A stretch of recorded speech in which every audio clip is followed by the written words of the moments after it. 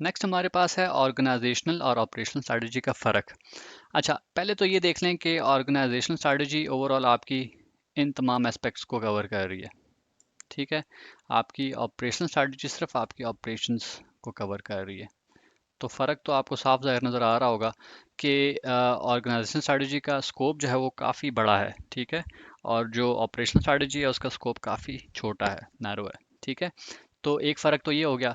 ये जो स्ट्रैटेजी है ऑर्गेनाइजेशन की, ये इनिशिएट होती है आपकी हायर मैनेजमेंट से। सीईओ हो गया, जीएम हो गए, जो जो बड़े लोग हैं, चीफ्स हो गए। ठीक है, ये लोग डिसाइड करते हैं, ऑर्गेनाइजेशन स्ट्रैटेजी को इनिशिएट करते हैं। ठीक हो गया। जबकि ये जो ऑपरेशंस की स्ट्रैटेजी होती है उसको ऑब्वियसली कोई मैनेजर लेवल के लोग देख रहे होते हैं, तो वो फिर मिडिल मैनेजमेंट में आते हैं, तो वो बनाते हैं इसको। ठीक हो गया।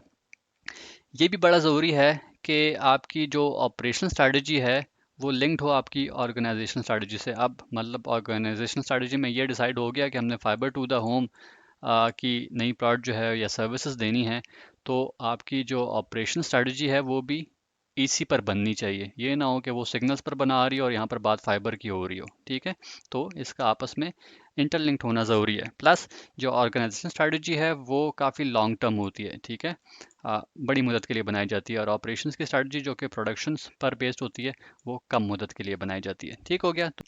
आई होप आपको आज का ये टॉपिक बेहतर तरीके से समझ आया होगा। Similar sort of short videos को बेहतर तरीके से समझने के लिए हमारे इस चैनल को सब्सक्राइब कीजिए। Thank you for watching this video.